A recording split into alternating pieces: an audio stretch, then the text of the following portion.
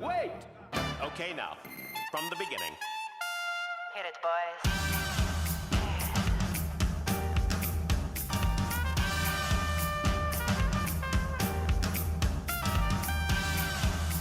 What are you talking about?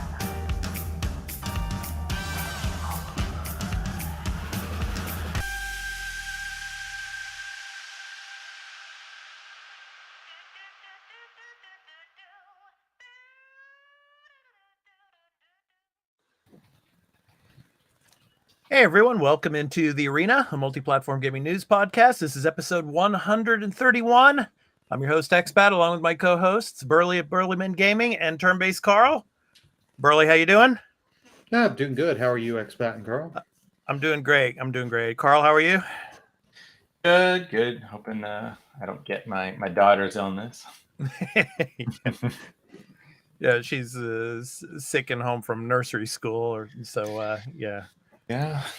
So hope that works out. Yeah, and you don't get sick from that, and hope she feels better. So anyway, we got a great show for you. We're going to be talking about, speaking of feeling sick, the CMA, of course, came down with their ruling. We're going to talk about that. Also, we're going to be talking about Horizon. Looks like we're going to get a trifecta. Another Horizon game is in the works. We're going to talk about that, as well as the Metacritic situation with Horizon. We'll talk about that. And then, of course, Armored Core 6. We're going to be talking about that. Of course, we got some gameplay for it, as well as the games that we picked this week, our picks of the week. And in our topic of the show, we're going to be talking about the big games coming out in May. So please stay tuned for that. But before we get into the games that we have been playing this past week, here is a brief word about where you all can find the podcast in audio and video formats. To discuss what they have been playing, this episode of The Arena, a multi-platform gaming news podcast's ad-free version in audio and video formats, will be going to Patreon after being recorded. So if you would like to support the show and become a patron at the entry Tier 1 level at $1 per month and get every episode including exclusive ad-free post-show content in video format when recorded, please visit patreon.com/thearena_podcast for further details. The audio version of the podcast will be uploaded to all free podcast services, where you can find us on any podcast app for iOS or Android, and in the video version will be on our YouTube channel, The Arena Productions. For the audio version, just download your favorite podcast app and search for The Arena, a multi-platform gaming news podcast. Subscribe, follow us, post a review, and leave us questions, comments, and feedback if you like, if that feature is available there, and spread the word about the podcast. We also have a Discord called The Arena Podcast, where you can join and chat with the Arena Podcast community, and the podcast audio website is at thearenapodcast.podbean.com, where you can follow us and leave questions and comments as well. For all information regarding the podcast and our entertainment and pop culture related content, along with our blog and forums, visit the official website of The Arena Productions at www.thearenaproductions.com. Finally, you can also follow us on Twitter at The Arena AMPGNP, as well as on Instagram at The Arena_podcast. Now, back to the show. Okay, guys. This last week I played, or since actually today, I started playing The Last Case of Benedict Fox. It's pretty good. I'm in like the first hour or so.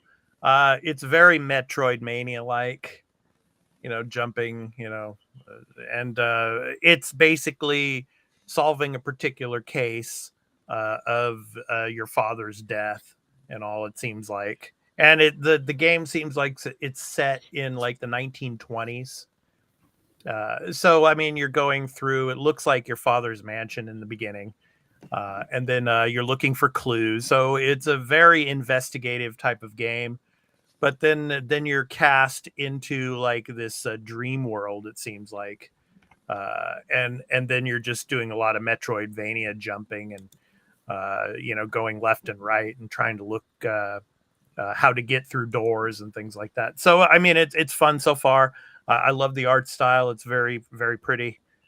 So I've been playing that, and then of course I went back to the arcade classics, the Midway Classics arcade on Xbox, playing of course Smash TV from 1990 because I love Smash TV.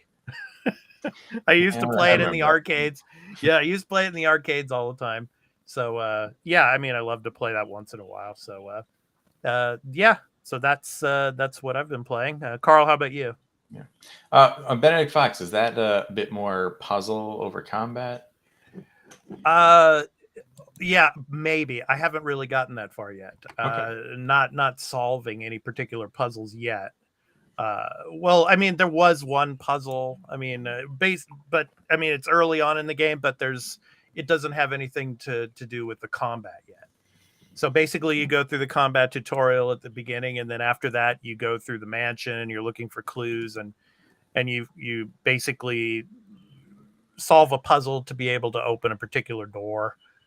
And then after that, yeah, I haven't really got into anything else yet. Okay. But yeah, it's fun. So anyway, right. Go ahead. I tried very briefly the Blaze Blue cross tag battle. Okay. You know, I wasn't actually impressed, unfortunately. I really what I did was I jumped into the tutorials and tried to learn the basics of this system. Mm-hmm. And then I went through the tutorials for all of the Persona 4 characters. Okay. Just to see, what their movesets are, to see what, to get an idea of the type of moves in this game, and that's where I was like, I'm not really impressed with the like super moves and the sort of ultimate finisher moves. Like, I just feel like they're not quite as high quality as I expected. Like, you expect like really cool, elaborate like attacks or animations or I know Arc Systems has a lot of really cool stuff like that. And visually speaking, this game wasn't as impressive as I thought it was going to be. Mm-hmm. Now, it is a 2018 game, so there is that. Okay. It's not like it's the newest Arc System game.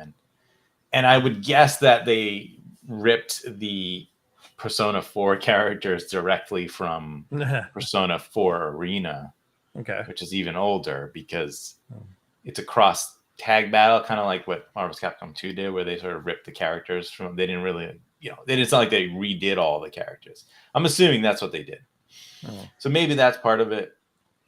It was cool to see those characters. Some of their voices seemed not quite the same as like Teddy was definitely the right voice actor, but I'm not sure that all of them were correct. Nice.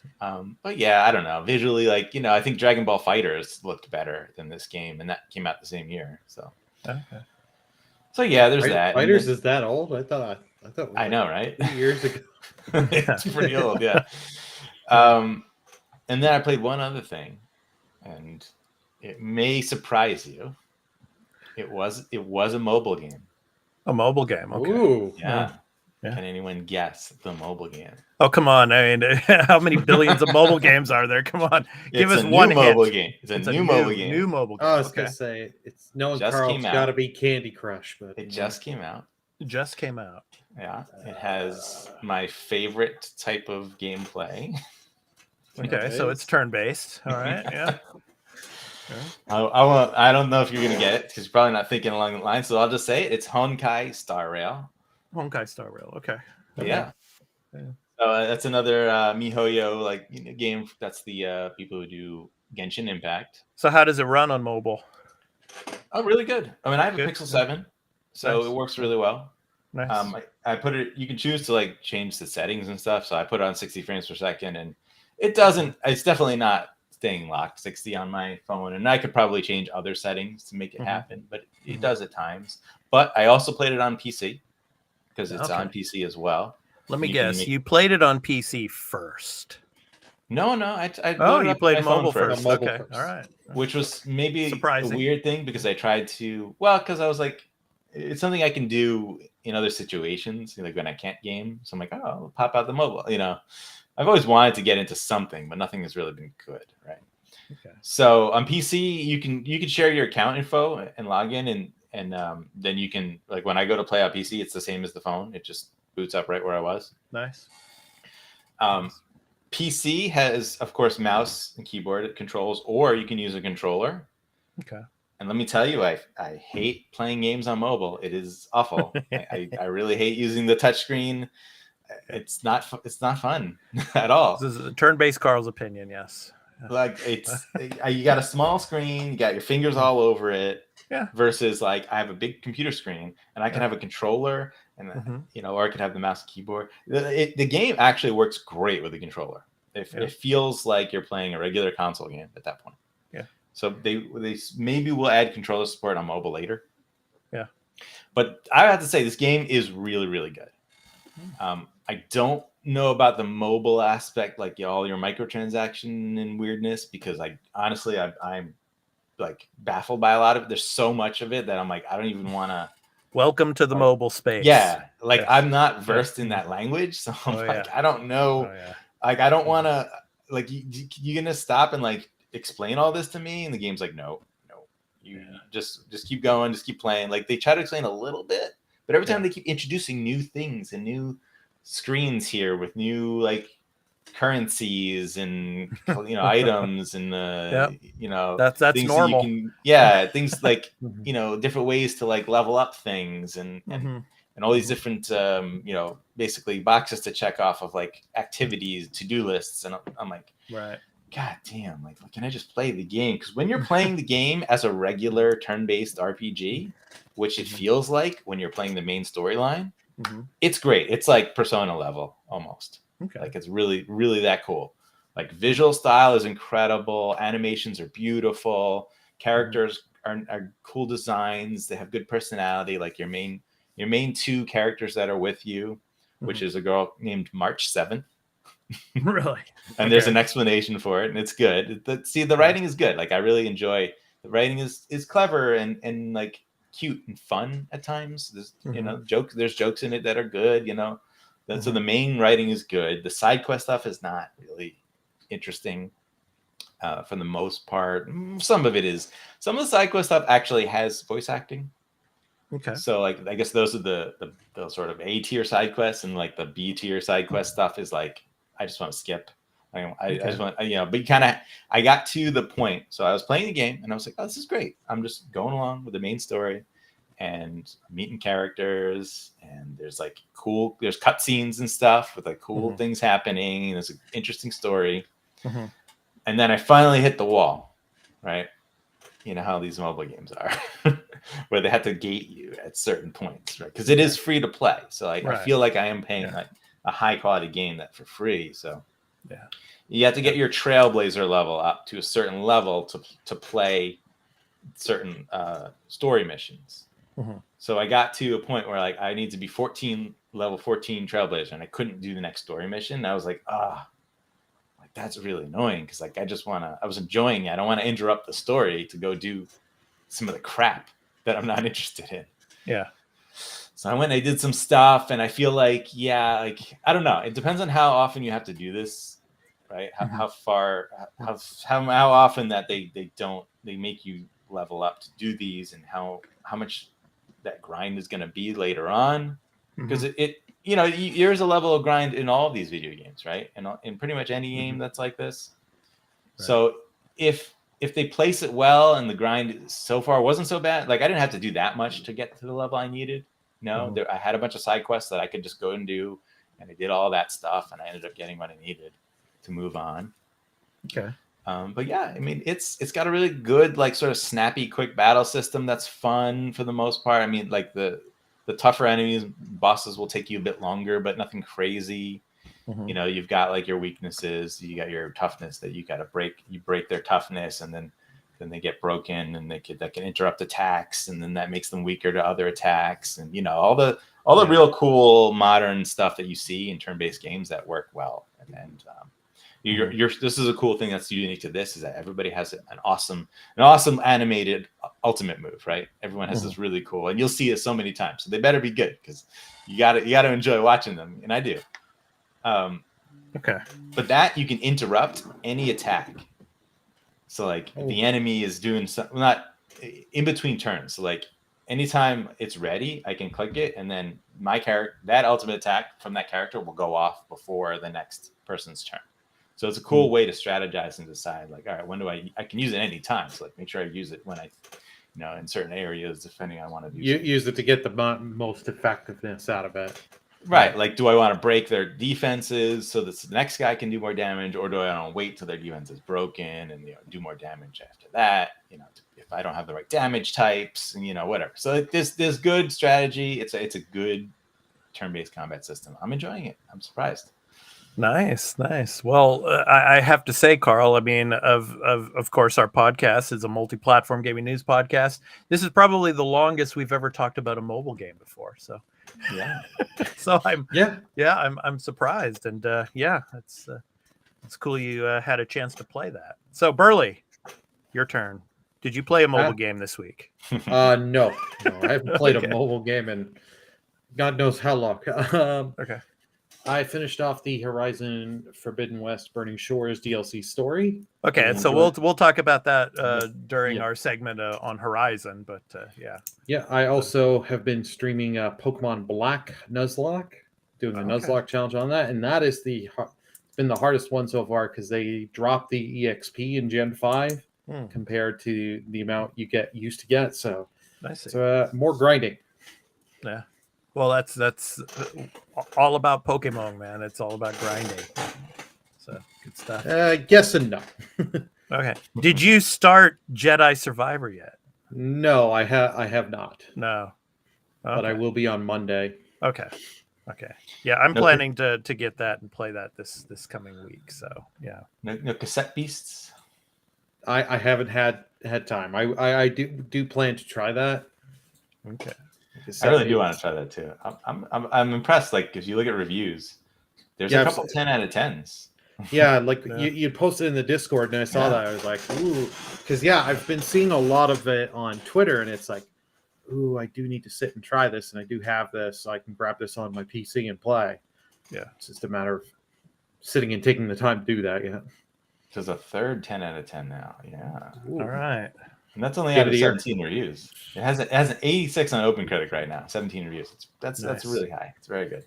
Nice. Yeah. And they announced, actually I put it on the Discord, but they did announce May 25th is the date for the console. So it'll be on Xbox Game Pass at that point. Okay. It's time to get into the weekly news beat. So obviously earlier this week, of course, the ruling came down from the CMA, and it was disappointing to say the least. I mean, everybody was surprised about this decision. I mean, everybody in the media was saying it looks like that they're going to approve the deal.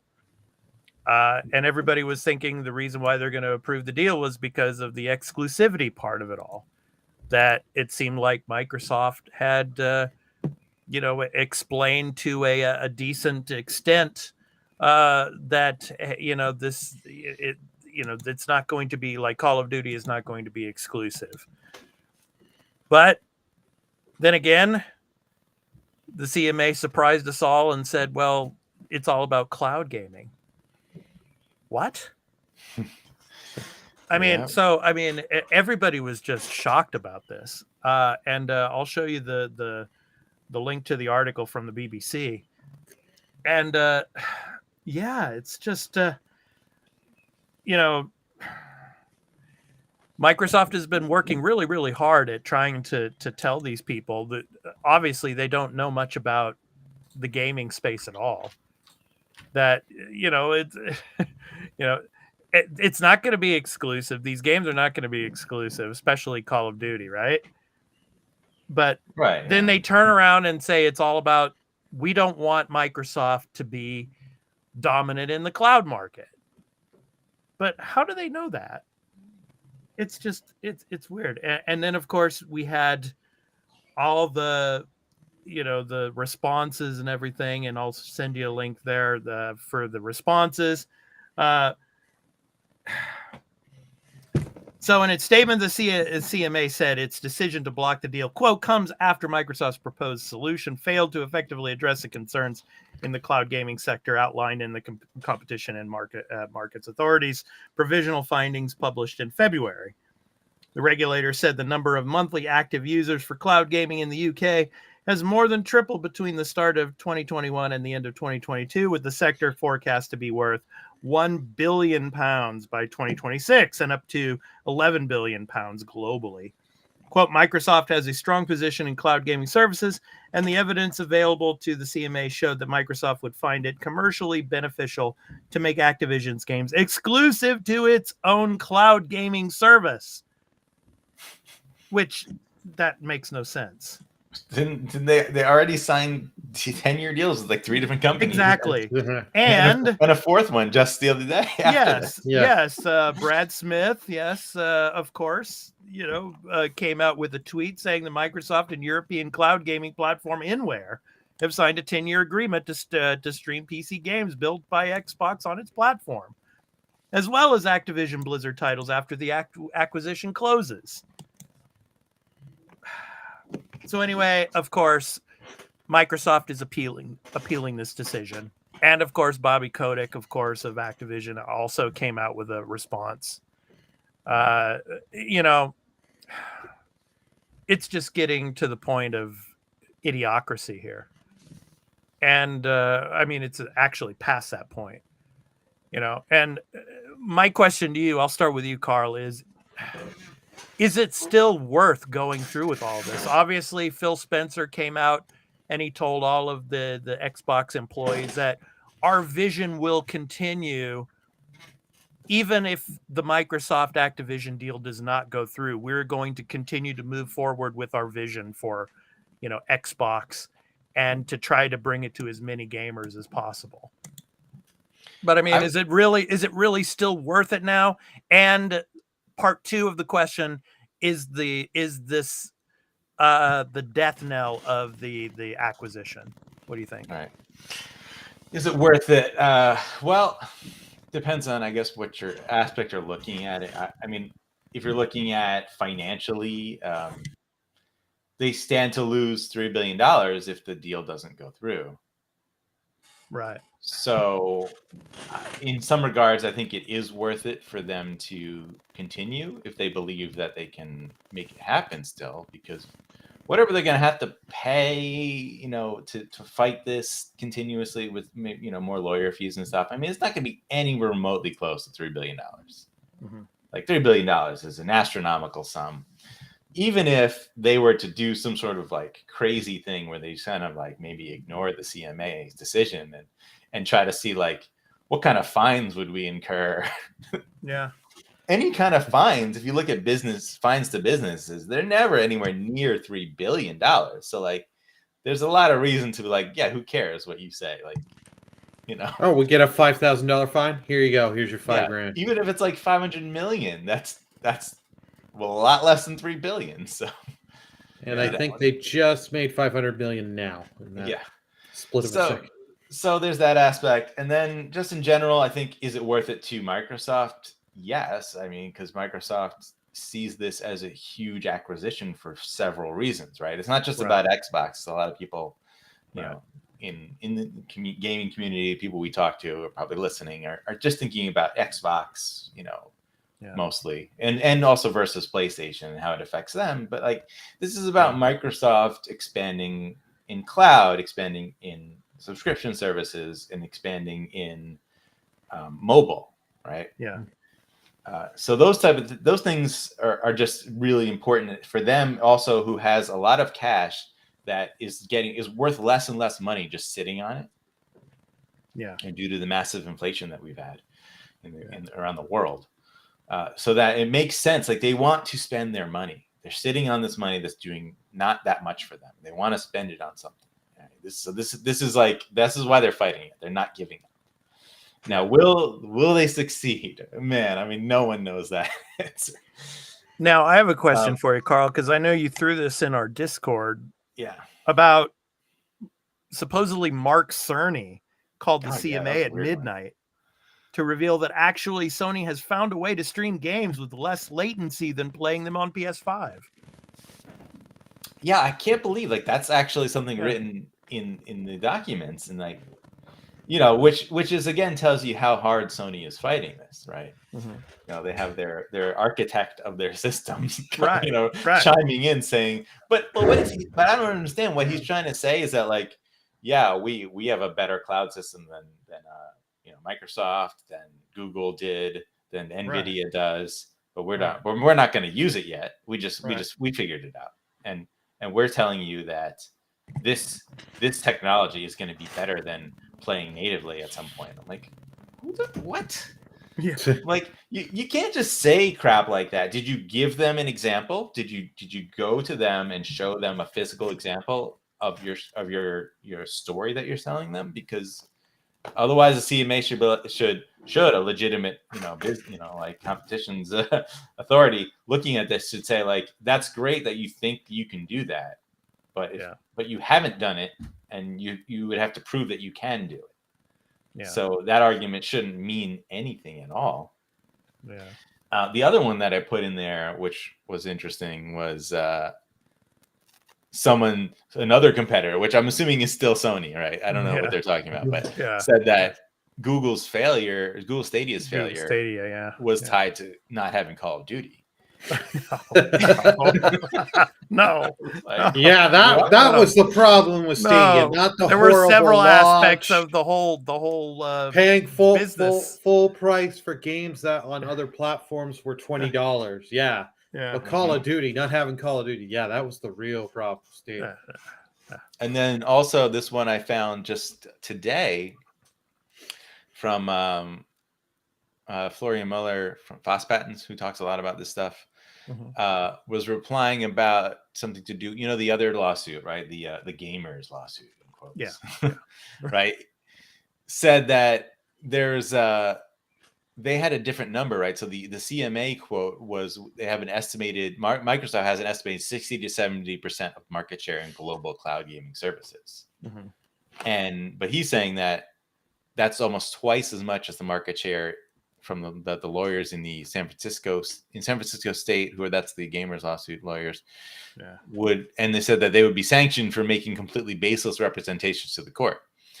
So, you know, he's basically saying that, you know, their statement is more accurate, which I would believe, because I don't think Microsoft has 60 to 70% of the global market share of cloud gaming. Like, I know that people think that there's this idea that Xbox's xCloud Game Pass thing is the predominant cloud gaming service, but it really isn't. Like maybe it's number one, maybe it's not. Like just because the Game Pass has the most subscribers out of any of these services, people are subscribed to that for Game Pass, the console and PC side, not just for the cloud side.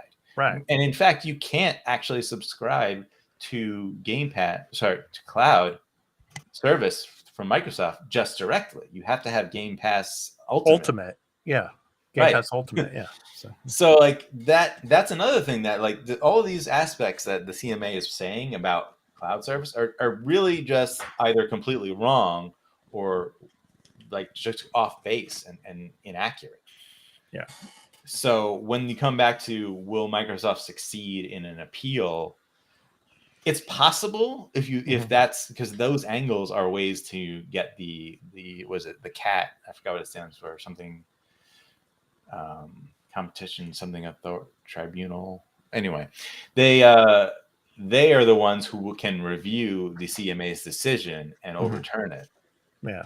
Now they usually do that when there are, you know, something illegal, you know, based on information is said, inaccuracies in their decision, or some sort of irrationality to their logic, which you can see both of those here already. So I think there is a possibility. And then Microsoft made comments about to the UK government saying that like the UK is closed for business, you know. Right. They were saying that we should just work with the European Union now instead of the UK. Yeah.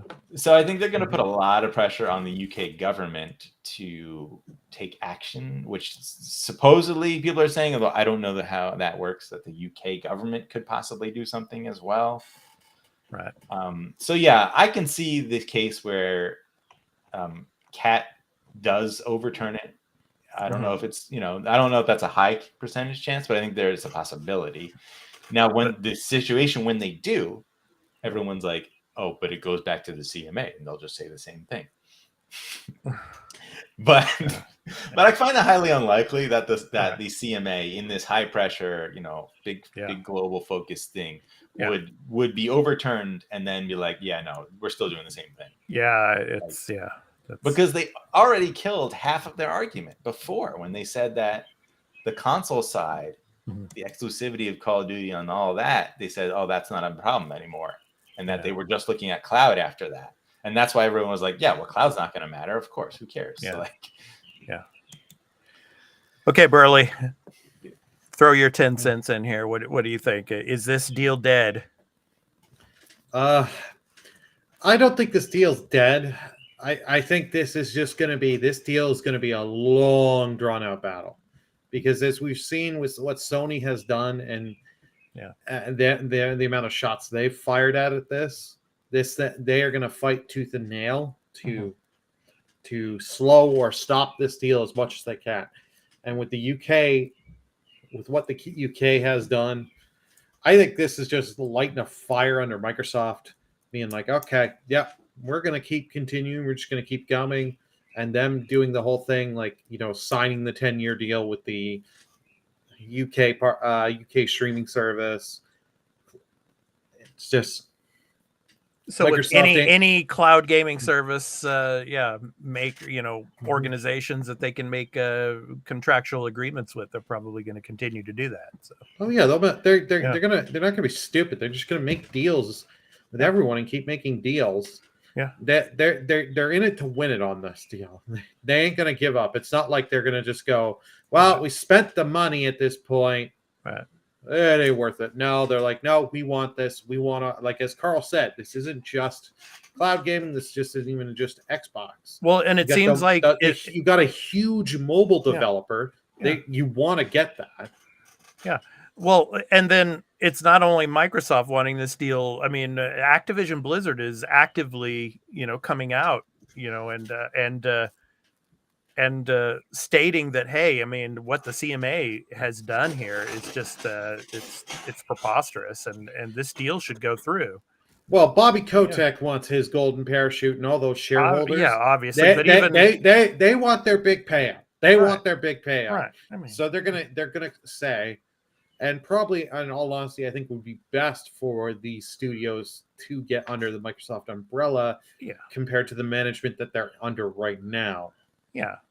Yeah, and even Blizzard, I think Microsoft would clean house at Activision Blizzard.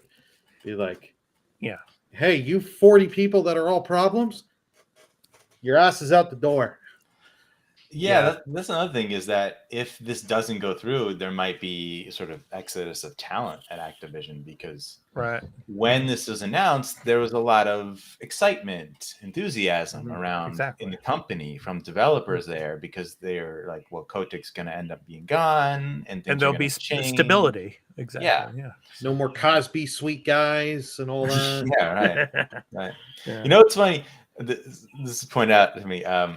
You know how they said that Call of Duty can't run on Switch. Like the CMA, like in their thing said, like, we don't believe that it can run on Switch, right? Yeah. So they're like, oh yeah, we don't think it can run on Switch, but Sony told us that they can make a better cloud system with the fastest possible response time that's just as good as native. And they're like, yes, sir, we believe it. That is just so stupid. I'm not really impressed with Sony on this. This is just embarrassing that they're going to this level. Because you can run COD on Switch right now with cloud, because they run cloud games on Switch, and they don't have to be. You could run COD on Switch with the cloud, but it is going to be you have to understand, it's still going to be not a great experience. Well, but I don't know what technology they're using, right? So when you have like the Resident Evil games for cloud, right? Yeah. On Switch, I don't know whose cloud service are that, because Microsoft's version is better than some of the others. True. Right. So if they're using their cloud technology to run these games on Switch, they might be better than what's previously been on there. Yeah, and Yeah, the that's Switch true. and the second generation Switch is going to be probably coming next year anyway. So Exactly. And I think the Yeah. Switch 2 is probably what they're talking about when they talk Yeah. about native Call of Duty games, Yeah. because I'm sure you can scale it to run on their system at, it's going to be like 720p 30 frames per second, but it'll run, Yeah. Yeah, well, Sony did the same thing in a sense with Killzone. I mean, and it was a great game for the Vita back in the day. that was So a that's completely a different game, example. But Yeah. I mean, I mean, if they have to water it down, they can water it down, but it'll still, I mean, like, I mean, I think the scalability is much easier now with a lot of these things. Yeah. You like Unreal Engine 5 is like built for high scalability, right, from mobile all the way up to your high-end PC. So right. I'm pretty sure they can do it. Like, I play Honkai Star Rail on my mobile phone, and Oh, Burley, here we go. And on my more PC, mobile game stuff. and the game runs the same. Like, Right. PC, I can run it like at higher Right. settings. My PC is probably stronger than my phone, but like, you don't think that a Switch 2 is gonna run similar to my Pixel 7? It's not. Like, what? Call of Duty Mobile is on. It works. So like, there's ways to do these things. I know there's a different game, but like, there's ways to do it. Well, anyway, disappointing news, but it's not over yet. It's not over till the fat lady sings, right, guys? So we shall. Yeah, And she's I feel just like humming right now. Yeah, right. You have Microsoft and you have Activision saying like, nope, it's not over. We're still going. Yeah. And then you have the European Commission decision coming next month, and if they approve it, I think we're back to game on. Like, Yeah, and then you have the FTC. Yeah, so. Yeah, the FTC thing is It's going to be a different everybody beast. thinks that's court system decision that's going to get blocked, and that's the way the system works in the U.S. Like that's fine. The CMA is an issue because they don't go to the court. Yeah. Okay, let's move on, guys. So Horizon. So obviously, Forbidden Shores, the DLC, Burning Shores. I'm sorry, Forbidden West. Horizon Forbidden West Burning Shores is out, and we got the news this week, obviously, that we're going to be getting a new Horizon game. So Horizon 3 is going to be coming out. So Aloy's next adventure. So I want to talk about this with you guys. Speaking of like a game in Unreal 5, I'm thinking this game probably isn't going to be coming out until around close to the tail end of the PS5 lifespan. But I'm going to start with you on this, Burley. You played Burning Shores. Yep. Without spoiling anything, obviously. Where do you think, possibly, because we've heard that there are maybe some small hints of possibly where Aloy could be heading in the third installment that's going to be coming in the coming years. But I want to ask you that. And then also, do you think we could get like a native 120 frame per second game for Horizon 3 at the tail end of the PS5 generation? What do you think? So at the end of Burning Shores, they tease that you will be going to multiple locations. Now, this is something I've been humming and hawing of, where will we go? Because who knows? Like how far, because in the sequel, you're going west. Are we going to go north? We're going to go south. Mm-hmm. So I'm not sure where we're going to go, but it'll be very interesting to see where we go. As for your thing of 120 FPS at the end, maybe on the PS6, the PS6 edition of it, but it's a 120. But you never know, because that's the thing with more time with the hardware, you learn more shortcuts, learn little tricks of how to get the best out of the hardware. Do you think we'll still get silence? We'll get another voice actor that has a similar voice to Lance Riddick. This I'm not too sure, because it's like it's a damned if you do, a damned if you don't, because the character's so tied in with the plot. Yes. And it's like you can tell at the end of the DLC, Burning Shores, they have more stuff for, and they've been building them up. What they've did with them in the original game, what they did with them in Forbidden West, how much more they're like. You knew they were going to put more and do more stuff with them. So I think they'll recast, because I don't think they'll just kill them off, because I feel people would be. Well, I'm sure there's more probably upset. somebody out there that has a similar type of voice that could fill in, definitely, maybe. So, yeah. Anyway, Carl, what are your thoughts? I know you haven't played Horizon 2, you haven't played Forbidden West yet, but I mean, what are your thoughts on this announcement of Horizon 3? Yeah, well, I mean, looking at the quote, I don't know that it's definitive announcement of Horizon 3. Well, Guerrilla Games announced that it's in development. So, well, I mean, here in the article, right? It says, expanding the world of Horizon with Aloy's next adventure and our exciting online project. So, like, yes, the implication is that there is another game, but Aloy's next adventure could be, a PSVR 2 game. I mean. Good luck with that. Good luck. I don't think they'd want to do that right now. That thing's still a thing. Numbers, but yeah, right. Yeah. I think they will continue this franchise. I don't think they're gonna give it up at this point. Honestly, the sales of Forbidden West don't seem to have been what they wanted, especially compared to the first game, which over its time sold incredibly well. Yeah. Burning Shores, this DLC looks, fairly expensive to develop, and I kind of doubt it's going to do numbers that they want either. I don't, and then they probably just committed to this, right? It's a kind of thing like I don't think DLC like this really should be made anymore. And I'm sure, Burley, you enjoyed this DLC. I did. Yeah. But it's the kind of thing where, like, how much money are you going to spend on this DLC, and how many people are actually going to play it and buy it when you could just start working on the next game? Yeah, that definitely is a fair point, because the one of the things they said with this DLC that I didn't like was like, oh, it can only run on the PS5. And it's like nothing I've seen in this that you couldn't do on the PS4 with obviously it's going to be visually degraded, a downgrade and all that, but yeah, that's another factor. A good point that it's only on PS5. So if you're playing on PS4, you can't even buy this DLC. Right? How many people are? I mean, they're never gonna give out these numbers, but like, I would love to see statistics like how many people actually played this DLC or bought this DLC. Yeah, I'm sure that number's not great for a lot of DLCs nowadays.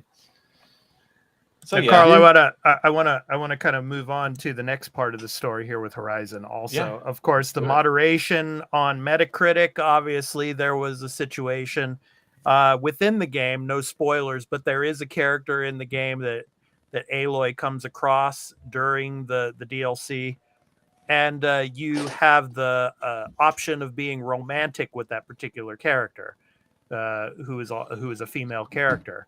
And so that spurned lots of, I guess, hate when it came to review bombs on Metacritic. And so now Metacritic is pledging to have stricter moderation after the abusive Horizon Forbidden West DLC review bombing. So what do you think of all of that?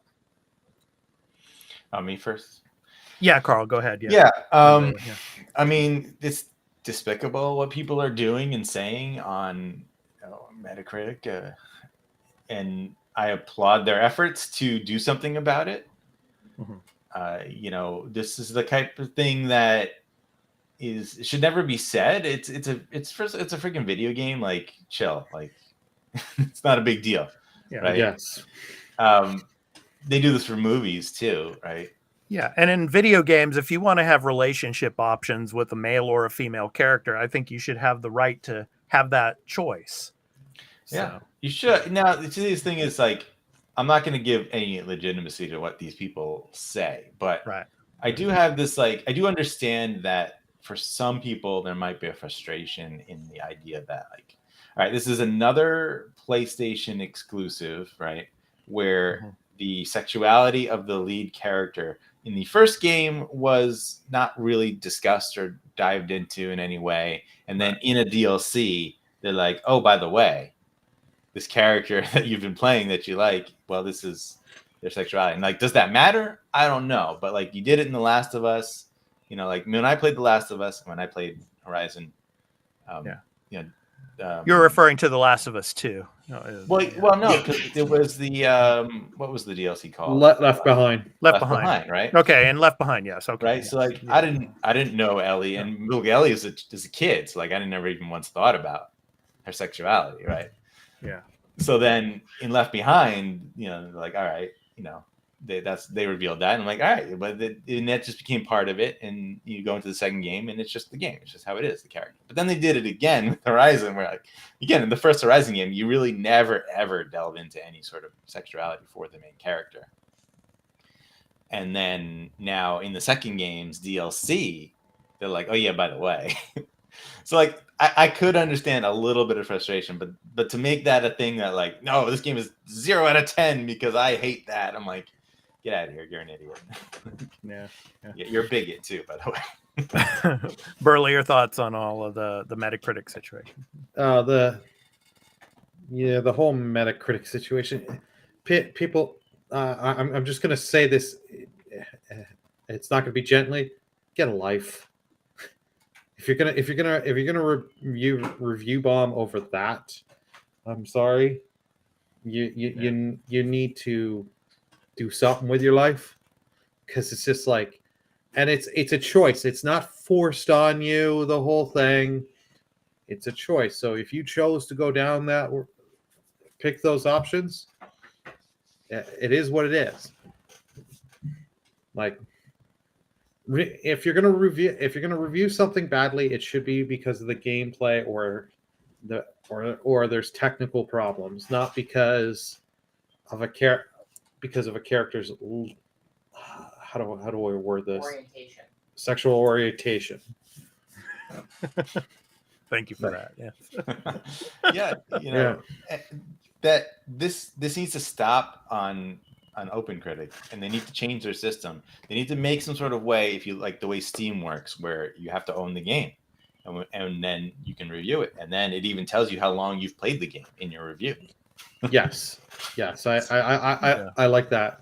Yeah, I would like so that. if they can't come up with some system like that, they either need to get rid of it completely, or I don't know, like do some sort of like much more stricter, you know, moderation on these type of reviews, because it's also stupid. It happens with console war stuff all the time. You know, Xbox exclusives get reviewed on by PlayStation fans. The PlayStation game exclusives get reviewed on by Xbox fans. Yeah, it just keeps happening. And if you look at the things, like you can write nothing and just put a score, and like it's hard to say. But then Nintendo games are universally acclaimed. Sometimes, but you can write Mario, Zelda, which we're going to be talking about in the upcoming weeks, of course. The my game of the year pick already, of course. You know, I not because you know I've played it yet, but I'm just thinking that all of the gaming critics out there in the world are going to pick it as game of the year. So just like they did last year with Elden Ring, but yeah. But what I was saying is you can write stuff in your review, and if you look at some of the ones that got review bombed, like you can see that besides this type of bigoted thing, which is above and beyond disgusting, the thing you can tell reviews where someone is just like, I hate this thing that I didn't play for reasons that have nothing to do with the game.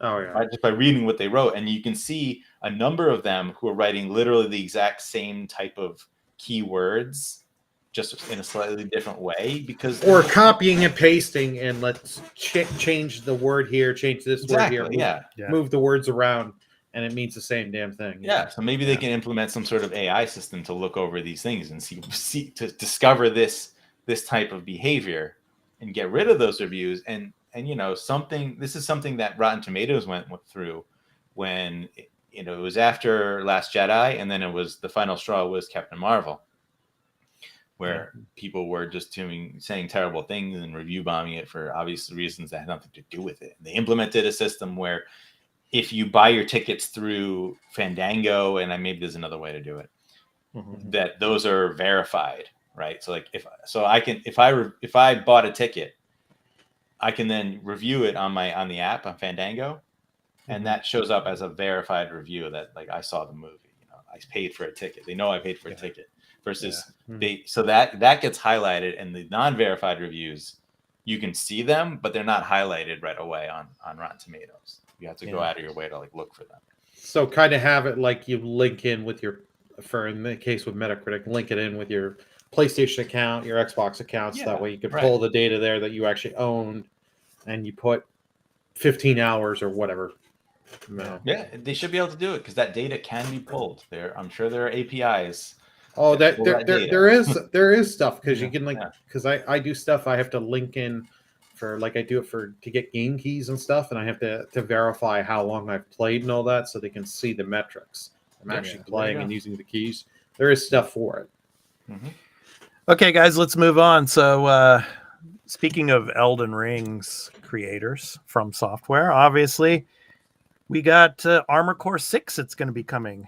It's going to be coming during the summer. So, I'm going to show you a little bit of that and to read a little bit of that. So, Armored Core 6, Fires of Rubicon. So, it's confirmed for August 25th for Xbox One, Xbox Series X, S, PS4, PS5, and PC. So, the story concerns Corral, an energy source that incinerated Rubicon before the game's events. It's reemerged, and various megacorps and factions want their fill. As an augmented mercenary on the planet Rubicon, players control their mech, which is highly customizable. And it also goes on in another article here from Gaming Bolt. So talking about the combat.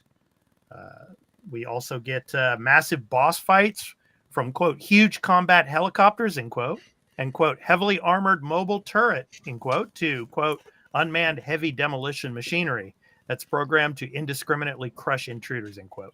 You'll also go up against other armored cores and, quote, humanoid, end quote, mechs in duels, which could take several attempts and some experimentation with your AC's equipment to fully learn and adapt to a boss's quirks. So, guys, how excited are you for Armored Core 6, Fires of Rubicon? Burley, I'll start with you. I actually am excited. This was a series I've always meaned to try, but never have. But then hearing that it was a FromSoft series, because I didn't know it was FromSoft, makes me like a little weary. And then them saying, yeah, bosses may take you a few steps because you get to re-equip and jigger and learn the patterns and everything. It's like, oh boy, FromSoft bosses. But I am excited. I definitely will try it. I don't know if it'll be day one.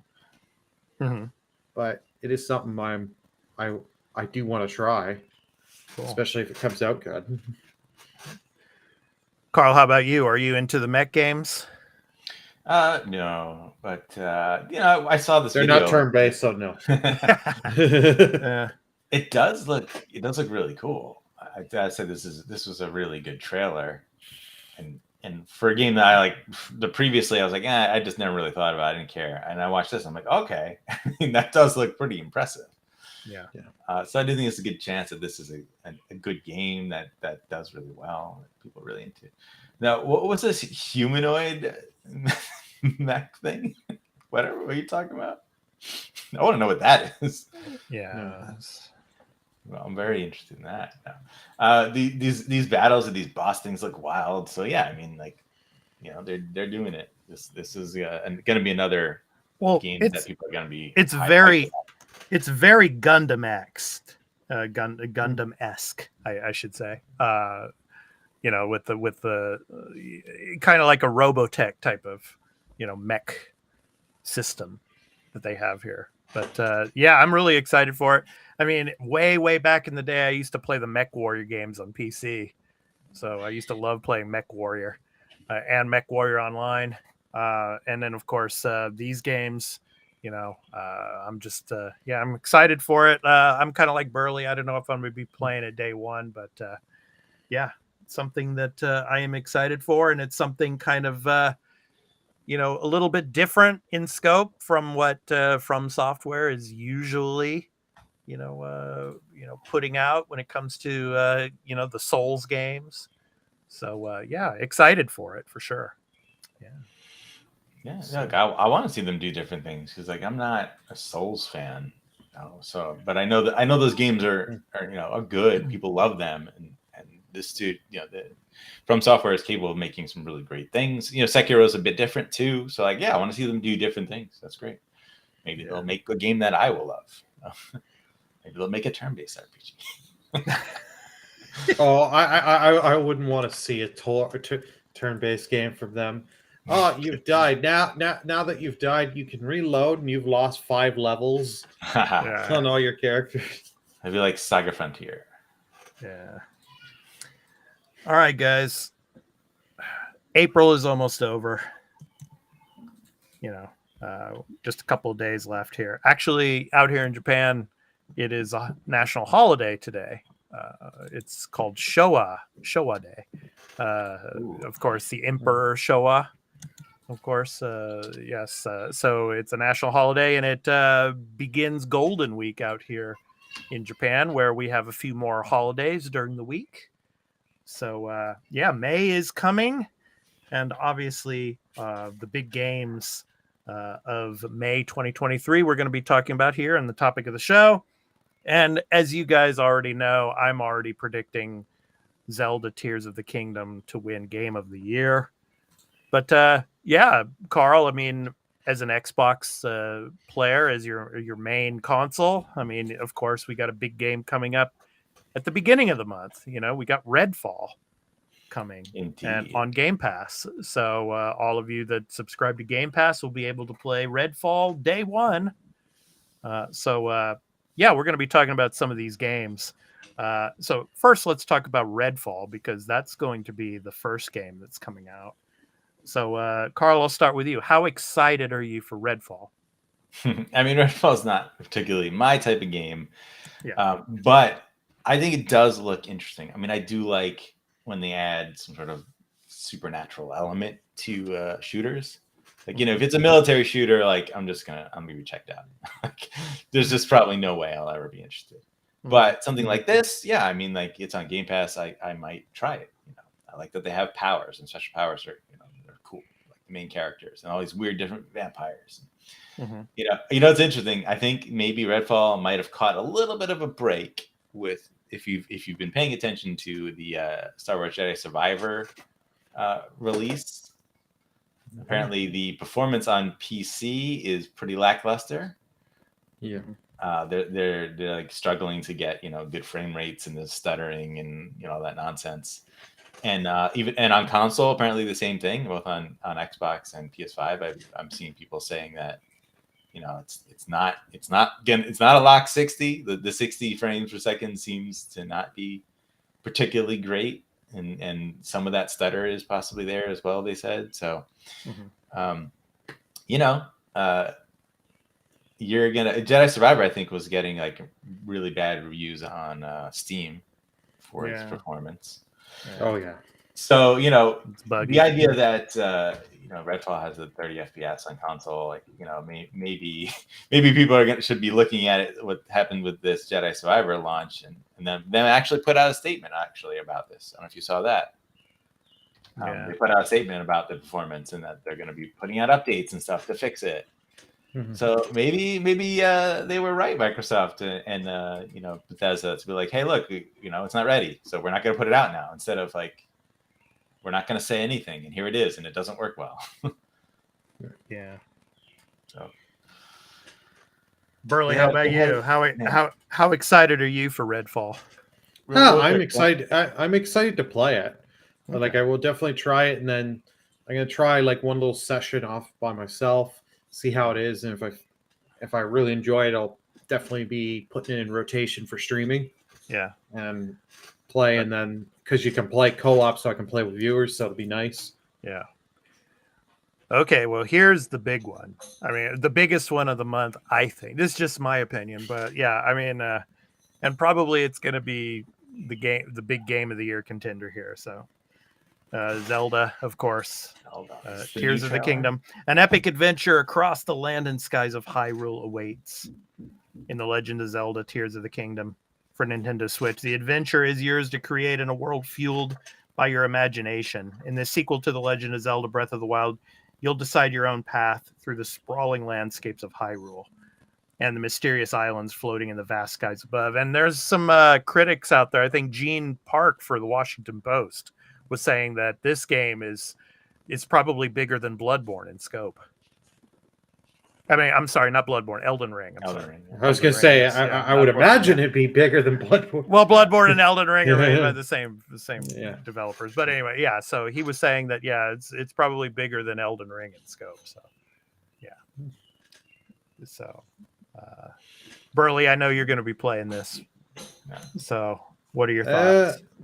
Is it going to run? Is it going to run well on the Switch? I think it'll run fine on the Switch. Like, I think you're not going to get too much on frame rate drops and all that with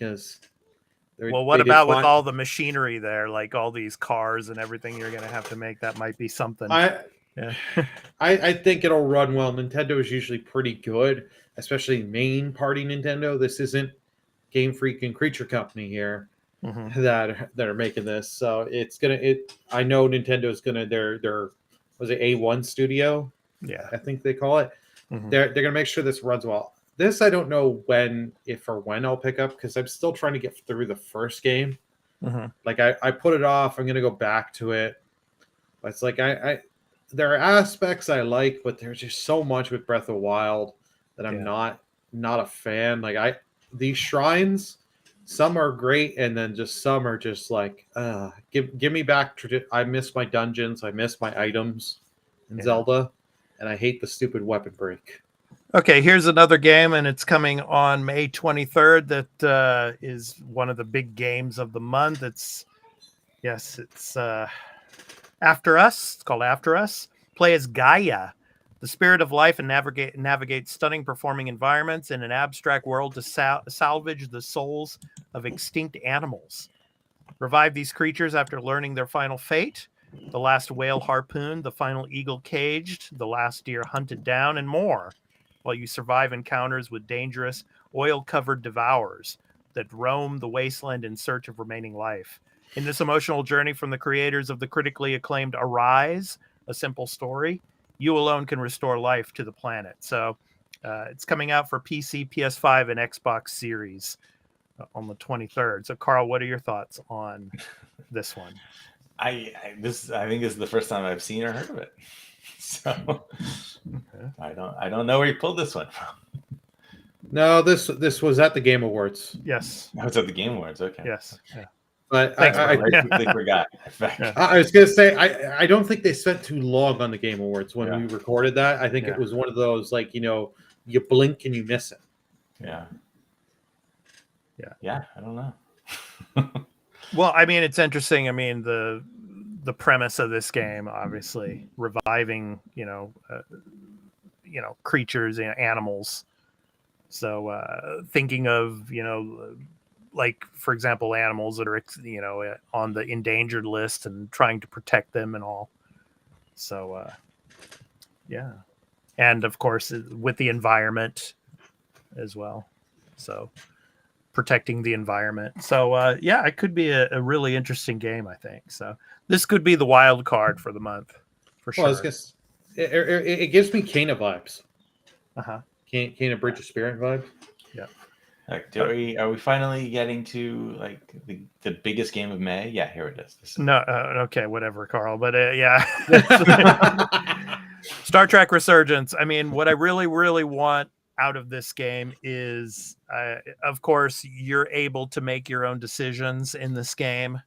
So, and there's going to be two main characters that you're going to be controlling throughout this game.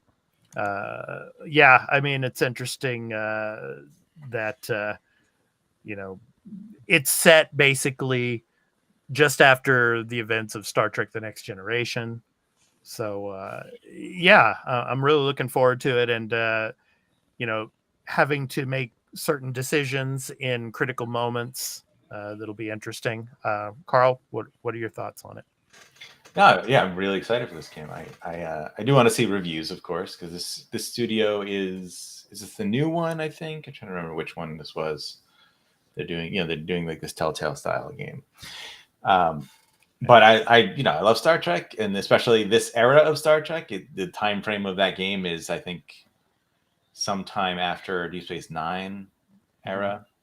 Yeah. So it's like in the time frame that I love Star Trek, like that time period of the universe that I want to see more of. So very excited for it.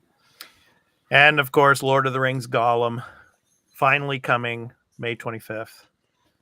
Burley Carl, what are your thoughts on Gollum? They didn't cancel it?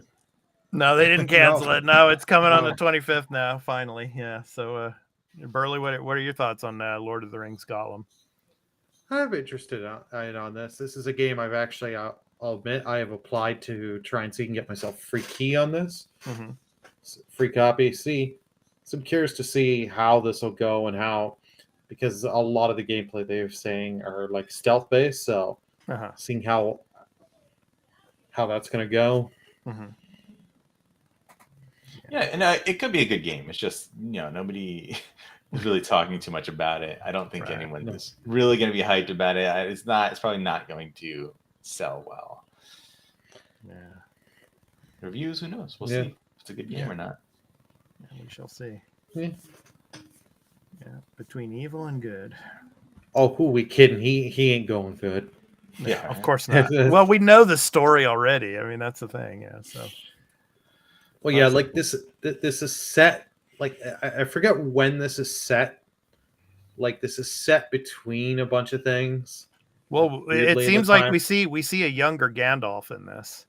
Yeah. Kind of. So. Yeah, I don't know exactly at what point, but yeah, we shall see. So yeah, May looking pretty strong. Obviously, I think Zelda is the king of the group there. So that's going to be the big game. But finally, we get the remaster of System Shock. So yeah. So looking forward to that one. System Shock. Yeah, System Shock. Fully fledged remake of the groundbreaking original from 1994, combining cult gameplay with all new HD visuals, updated controls, and overhauled interface, and all new sounds and music. It even has the original voice actor of Shodan, one of gaming's most iconic villains. Witness the rebirth of one of the greatest and most influential games ever created. So, out on May 30th for PC, PS4, PS5, Xbox One, and Xbox Series. Yeah, it looks cool. I don't. They're not pushing this game pretty hard, so at all. There's not really much talk about it. So I kind of wonder. Yeah. What level of? Well, yeah. I mean, it could end up being great. I just kind of wonder what level of experience it really is going to be. Yeah, I think probably the a couple of weeks before we're going to get a lot more on it. So. Yeah, I don't. It is odd because System Shock is a well-known franchise that inspired a lot of other things. Yes. So you'd think that this would get a bit more push and attention, but we'll see. Yeah. Well, the thing is, it has got a giant cult following, and I still hear people talking. Like, I've never played System Shock, and like, I remember whenever I would talk about BioShock, this would always come up, and you never have. Oh, you haven't played the real one. System Shock is the innovator, the original. You play an imitation. I used to get told that all the time. I was like, okay, I'm not gonna go. Yeah, I'm looking at some other May stuff, and you got Hogwarts Legacy finally coming to PS4 and Xbox One. Yeah, finally. Yeah, I'm very interested to see how that performs because I don't expect it to perform well at all. You don't expect 120 frames per second? No. And then there's the Switch version, like, who the hell knows when? That's not even coming. God, no one buy that version. I know, right? Darkest Dungeon 2, I'm excited, is getting its 1.0 release. It says May 8th right now. Okay. So that's cool. And a lot of people won't be talking about that, but Darkest Dungeon was great, so it's good to see that. Yeah. That Fuga Melodies of Steel 2 is May 11th, so that's cool. That looks interesting. First one did well, or at least it reviewed well. I know. What else was interesting here? That Amnesia game, the Bunker. Yeah, the Bunker. Yeah, that's in May. know people that's like an older franchise that was popular for like a cult following, right? I think. Yeah. Miasma Chronicles was another one of those like Game Yep. Awards games that they showed off, which I don't know that it looks that good, but I think it is. Is it turn-based? I think it is turn-based. Okay. Yeah. Well, May's we're got gonna a lot of stuff. A lot of stuff, and now it's time to talk about new game releases for the week of May 1st through May 7th. So some other games that were not on that list, as well as not in the trailers that we showed, we're going to be talking about now. So, of course, you can go to releases.com. So for all of you in video and audio formats of the show here, you can go to releases.com to check out all of the new game releases that are coming for the month of May and through the year. And especially, we're going to be talking about our picks of the week now for May 1st through the 7th. So, of course, I will begin. So my pick of the week is Ravenlock. So embark on a delightful adventure through enchanted lands, delving into a lost labyrinth, a menacing masked mansion, and more. So Ravenlock. Yeah. So I'm going to go ahead and move that out of the way there. Yeah, looks cool. This is Game Pass also. Game Pass also, yes. Battle jumping jesters, power dash past sinister shadow birds, or cast a fiery spell to bring down a monstrous mechanical eagle. Level up and unlock new abilities such as launching ice missiles, drinking, and unlocking new abilities such as launching ice. I just read that. Potions to regain health and acquiring or an arsenal of magical bombs. So anyway, it comes out on PC, Xbox One, and Xbox Series on May 4th. Yeah, it's great art style. Mm-hmm. It looks. I hope it's good. It looks really cool. Yeah. Yeah. No, the art style. This looks like fun. This looks like something I definitely got to check out. This is the benefit and the curse of Game Pass. Like, there's just so many games like I can never play it. Like, yeah, sure, I want to try this. I want to try Benedict Fox. I haven't got to that. Yeah, there's just so much. Yeah, just give up on Persona for right now. No, I want to get through it. I'm still playing Persona 4. I did play more Persona 4. I didn't just play Honkai Star Rail. Yeah. Okay, Carl, you're up next. Redfall coming on May 2nd. Why am I not surprised? PC and Xbox Series X. I got to be on brand. I'm wearing the shirt. Right. Yeah, exactly. Yeah. But he's playing a first-person shooter here. Plus, this is a big AAA release, right? Like, we got to talk about it. It's got to be. Come on. Redfall is an open-world cooperative first-person shooter from Arcane Austin, the award-winning team behind Prey and Dishonored. Continuing Arcane's legacy of carefully crafted worlds and love of creative game mechanics, Redfall brings the studio's signature gameplay to the cooperative action and FPS genres. Yeah, and despite not being my genre of game, I do really think this looks cool, and Arcane makes good games, so I expect to at least be good. Yes, they do. Yeah. Yes. Yeah, and I mean, I think it's safe to say it could be a bit buggy, but then again, aren't all games a bit buggy these days? I mean, everything is. I mean, look, like I was talking about Jedi Survivor not coming out in a good condition, to the point where I was going to say the 48% positive on Steam. Sorry, Carl, let me go ahead and cut you off there. Burley, it's your turn. Go for it. Okay, so my pick of the week is Super Dungeon Maker. Super Dungeon Maker is a creative pixel art dungeon editor inspired by the best 2D adventure game. Choose however many levels, enemies, secret rooms, traps, and items you want. Challenge your friends in the community to master your dungeon, or play countless dungeons of the community. So coming May 3rd to PC and Switch. This is actually a game I've kickstarted. So I've actually played a little of the demo build of it. It is a lot of fun. So I'm not going to do I'll be honest, I'm not going to do as much on the building side, but sitting and playing people's dungeons. And you can obviously see the Legend of Zelda inspired in this. Oh yes. So Burley, you need to change your gaming handle. Instead of Burleyman Gaming, you should be Kickstarter Gamer. I mean, all these indie games, you're like Kickstarter. There you go. Maybe I should put that on as a Twitter poll and rebrand it. Everything. There you go, man. I do love the SNES era look of the Legend of Zelda in this game. That is cool. Yeah, I like that. Good stuff. May 3rd. Yep. So Woohoo! those are our picks of the week. So you can go to releases.com and check out all the games that are releasing this month. But this is for May 1st through the 7th. So yeah. So Right. quick. I want to go back to what you said. You made a comment about Redfall possibly being buggy, and it's definitely possible. Possibly, That's a probably. I'll bet you a case of spiritual opium right now that there's going to be at least one bug in the game that people are going to be grumpy about. That's a given. Yeah. One mug. All right. But like what I wanted to say is like, I think it'll be interesting to see if Microsoft is taking the charge of delaying these games because they want them to come out in a good, stable state. In a complete state. Yeah.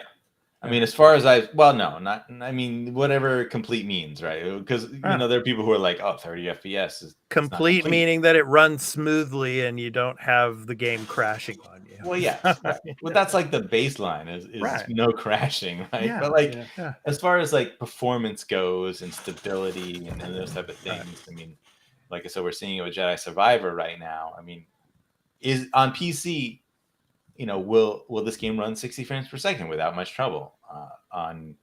If you have the right hardware for it, and on Xbox, will it run 4K 30 solid without any trouble?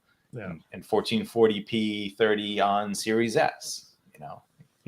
Will it hit those in a good stability and performance rate? Like that's important, and I want to see if I know people are up in arms about not having 60, but if it hits those things that they said it's launching with, without any major issues, then I think we can say that Microsoft is sort of doing the right thing with the way they're delaying these games. But we'll see. Yeah, we'll see, and we'll be covering it, of course, next week to see some of the reviews, of course, when they come out. So for Redfall, we do our episode next week. So the critical reception for Jedi Survivor. No one seemed to care about those performance issues that everyone seems to be talking about now. Yeah. All right. So now it's time for some programming notes. So Burley and I, this coming week, we're going to be interviewing the developer, Acute Mango, who is the developer of Mango Mischief. So for our Extra Take, which is a supplemental series to the Arena Multiplatform Gaming News Podcast. So yeah, we're really, really excited to interview the developer of Mango Mischief. So, please stay tuned for that. That's going to be coming out later this week. And, of course, all of our other content that we have here on the Arena Productions when it comes to gaming, as well as our shows on entertainment and pop culture. Our Arena Extra Take, we're going to be interviewing the developer Mango Mischief. So Burley, I know you're excited for that. I am too. So I cannot wait. That's going to be a lot of fun. Yes. So stay tuned for that, and that'll be going up to our Patreon ad-free, as well as to our YouTube channel here, the Arena Productions. So stay tuned for that. All right. So now it's time to talk about the games that we will be playing this coming week. Of course, I'm going to be continuing with the last case of Benedict Fox, as well as I'm probably going to start Jedi Survivor. So I'm looking forward to that. And when I get to playing it, I'll report if I get any major bug issues or any kind of crashes or anything like that. But performance, tell us about that. Performance issues or anything like that. Yeah. So I will let everybody know about that. So yeah, that's me. Carl, how about you? What are you going to be playing this upcoming week? Still Persona 4, mostly. Continuing the slug on that, yeah. So yeah, I'm not pretty far in. So 100 hours yet? I'll check while I'm talking here, and then I got I'm gonna play more Honkai Star Rail. It's nice to have something like on my phone that I can play, when I can't play on console. So like I've been putting time into that. Cool. And then there's Redfall, which I really do want to try. So hopefully. Yeah, I will be trying Redfall as well because it's on Game Pass. So I will give that a try this coming week I as well. have. So. I hate how on here it says like 2 days, 11 hours. So 2 days. But 11 what does that mean? Yeah. 48 plus 11, so Right. 59 hours. Okay. All right. Burley, how about you? What are you going to be playing this upcoming week? Be playing obviously Jedi Survivor and continuing on with the Pokemon Black Nuzlocke. Try and see if I can get some time for some Redfall. Nice. All right. Okay. Want to thank all of you, of course, viewers and listeners out there that come and watch us and listen to us here on the Arena Multiplatform Gaming News Podcast. So now it's time to talk about our indie recording artist for this week. So this week's spotlight is on Kyle Preston, inspired by minimalism, electronic, and classical light music. Kyle Preston's work reaches destinations of intense clarity in musical experimentation. His work has been awarded the Apple iPad Award and is part of the Time Magazine's Game of the Year Prune. From his album titled Ancient Fathers, and the song is called Noble Fathers. Noble Night. So Noble Night. So this has been the Arena, a Multiplatform Gaming News Podcast, episode 131. I've been your host, Expat, along with my co-hosts, Burley of Burleman Gaming and Turn-Based Carl. We hope to catch you in the next one. So next Saturday, of course, we go live, of course, on Saturdays at 7 a.m. Pacific Daylight Time and 10 a.m. Eastern Daylight Time. So thank you so much, and enjoy the outro, everyone. Peace out.